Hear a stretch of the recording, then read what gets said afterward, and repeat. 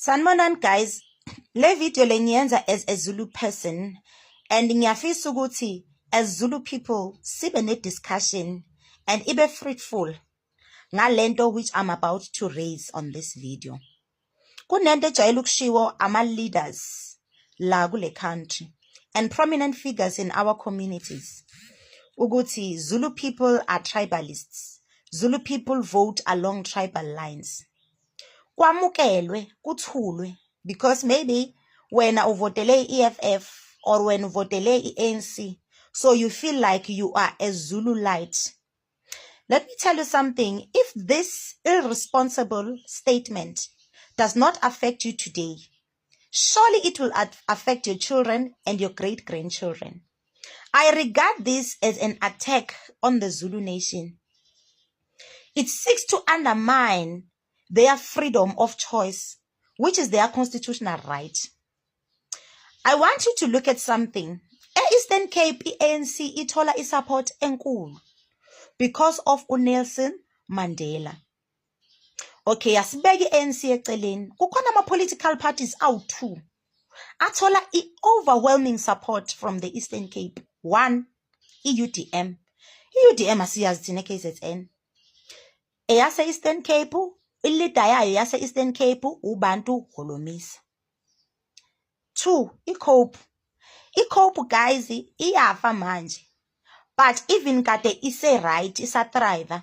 Isupport eningi bithole Eastern Cape because of uLikota. Noma ifa kanje, the remaining few abasavotela iCope abase Eastern Cape because of uLikota. No one, no leader, no political leader or prominent figure, community leader has ever launched an attack on Xhosa people and labeled them as tribalists and say that they vote for COPE and UDM because they are tribalists. Kuyimanje kulama elections esiphuma kuwona, national elections, eLimpopo bekucompete iANC neEFF. Simply because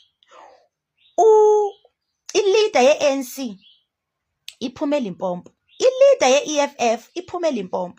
So these leaders and their political parties were enjoying a home ground advantage. The overwhelming support that they got from Limpopo and EFF is a privilege, ye home ground advantage. Mina ngendlela engi-analyze ngayo. No one labeled abantu base Limpopo as tribalists. But when it happens to the IFP and the MK, ukuthi majority of the support abayitholayo ibe from KZN, simply because of the home ground advantage as well. Ubaba uShenge uphuma eKZN. So obvious IFP is supported eKZN because of the home ground advantage.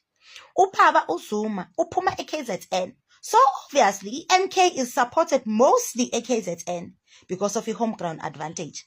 Why uma ngabe sokukhulunywa ngabantu abamaZulu neKZN i-rebrandwa lento? This thing is being rebranded only when it comes to KZN. Isiyashintsha manje akusayona home ground advantage. So kuyi-tribalism. And Nina, in your little corners, you are not stopping it. You are not challenging this because you feel ukuthi aying affecting mina ngumzululite ngivotele EFF, ngumzululite mina ngivotele ANC. Let me tell you something, you will not live forever. You won't be here to challenge these attacks on Zulu people. Your kids will have to endure lento yoku-abuswa kwabantu abamaZulu wena ungasekho because you are not stopping it. I am begging you, Zulu EFF members, Zulu ANC members, fight this thing and defeat it. It cannot be ukuthi umuntu mayenze a political choice different. Bese sekuzothathwa manje kulabelwe the whole nation i-underminwe. Siyezwana guys, this is a stigma that is going to be endured by your children. Asidlale ipolitiki clean. This must be clean politics because you are not affiliated with the Zulu nation. You are a Zulu person. but you are affiliated with MK, you are affiliated with the IFP, the ANC, the EFF, and the rest.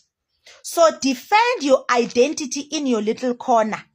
Asisho ukuthi yeke political party yakho mawuyithanda, but mabe tripper as they are, when your leaders are tripping as they are right now, and they seem to be launching an attack on the Zulu nation, challenge them and stop this nonsense, because it will affect your great-grandchildren.